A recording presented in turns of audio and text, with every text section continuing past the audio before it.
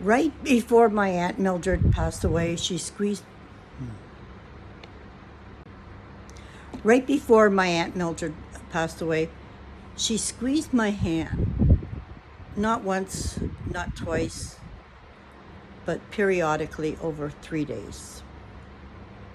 And somehow in those little squeezes, I believe she told me everything. Because sometimes love doesn't need words. And today, or rather on Saturday, was her 1 year anniversary since she passed away. This weekend has been really, really difficult for me because of that. I want to honor her now because she wasn't just my aunt. She was love in human form. My sister called her Granny. I called her Auntie. But truthfully, she was more than both. She was also my dad's sister. And for my sister especially, she became the mother she needed. My sister had pulled away from our biological mom years ago when she was younger. And Aunt Mildred quietly stepped into that space. No title was needed, just love. The kind of love that shows up, the kind of love that stays, the kind of love that asks, "Did you eat today? Are you okay? What's going on new in your life?" And if you called her on the phone, well, you better have some time. Because there was never a shortage of conversation, never. She could talk about everything: the weather, the garden, the neighbors, what she thought about the world, even aliens. Yes, aliens. And honestly, she believed in all of it with such curiosity that somehow it just made life feel bigger, more magical. Like maybe there was more to this world than what we see. When I was about 6 years old, I lived with her during grade 1. And I was very tiny for my age. Like so tiny that she dressed me in clothes that she dressed a walking doll that she had. Imagine that. Little Carol Ann wearing doll clothes. Because that's how tiny I was. And looking back, now I realize something. I think I was the little girl she always wanted. Because Aunt Mildred had 4 boys, no daughters. And somehow, my sister and I became the girls she poured that love into. There's one very special memory I have of her that still makes my heart ache in the sweetest way. One day at school, when I was in the first grade, I made a little snow dog. You know, it's packy snow like you would do a snowman, and I was very proud of it. You know how children are. Something tiny feels enormous. You bring it home like a treasure. And I remember showing her so proudly. And Aunt Mildred, she put it in the freezer so it wouldn't melt. That was her. That tiny moment tells you everything about who she was. She cared about the little things. Because to you, those little things weren't little. She protected joy, even a child's joy, even a little snow dog. In the winter, especially after a big snowfall. My older cousins were made to pull me to school on a toboggan because Aunt Mildred worried. She was terrified the snowplow might come by and bury me in the snow. That was her love. Very protective, but practical. Very fierce, and she worried deeply about everybody she loved. And back then, they didn't call it anxiety. They called it bad nerves. But looking back now, I think Aunt Mildred probably lived with very high anxiety, maybe even PTSD. That generation carried so much, and so many suffered silently. No therapy, no language for it. No one saying, you have anxiety. People just said, oh, she has bad nerves. And somehow they kept going. She loved life in quiet ways. She loved gardens, whether they be flowers, she had beautiful flowers, vegetables in her earlier years. She even grew peanuts. Yes, she actually grew peanuts and made homemade peanut butter. Can you imagine? Who even does that anymore? And the soup that she'd make, oh my goodness, her homemade soup. To this day, I have never tasted soup that even comes close to her soup. She knew how. Sometimes food, you know, oh my God, couldn't even think of the word. You know how sometimes food becomes memory? Love somehow gets cooked into it. That was her soup.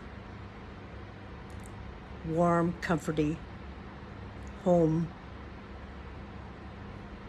and flower beds. Her flower garden was her joy right to the very end. She had beautiful flowers everywhere. Simple beauty, quiet beauty. The kind that says, slow down, look, life is here. And then there were the crows. She talked about her crow family. Crows, she said, that came and stayed generation after generation.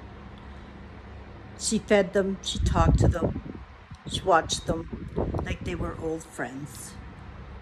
She told me they would bring their young ones every year, all the time. She also fed a squirrel, too. She fed and talked to the crows and the squirrel as if they were her family. And somehow it never felt strange. It felt beautiful because Aunt Mildred saw life everywhere, connection everywhere. God, she believed in God, angels, aliens, animals, signs of mystery. She believed the world held more than we understood. And honestly, I kind of loved that. Even later in life, she never stopped caring. When my daughter and I got our Habitat for Humanity home in 2020, she had one of her sons drive by, I think probably weekly, while it was being built, just to check on it. Think about that. Someone in their 90s at that time, still checking on my life, still wondering if I'm okay, still caring. That kind of love. And it stays with you. At the end, I spent 3 days at the hospital with her, just holding her hand. They kept her heavily medicated, so she was mostly sleeping. And we never really had a conversation, not with words. But I talked to her anyways, because deep down, I believe she could hear me. And maybe some of you understand that feeling, that knowing. You just know. So I talked. I told her I loved her. I told her she mattered. I held her hand, and every once in a while, there would be a squeeze. Just a little squeeze. As if she was saying, I hear you, honey. I know you're here. I love you too. And maybe people will say, well, she was unconscious. Maybe. But I don't believe love disappears that quickly. I think somewhere inside, she knew. And sitting beside that hospital bed, I realized something. We come into this world with nothing, and we leave with nothing. The house stays. The dishes stay. The money stays. The furniture sometimes gets donated or sold or just thrown away. But love remains, love echoes, love changes people. Love becomes memories. Love becomes stories. Love becomes who we are. And Aunt Mildred, if somehow you can hear this, thank you. Thank you for loving two little girls like they mattered. Thank you for the soup, for the stories, for worrying about us, for checking on my life, for conversations, for believing in magic, for the freezer snow dog,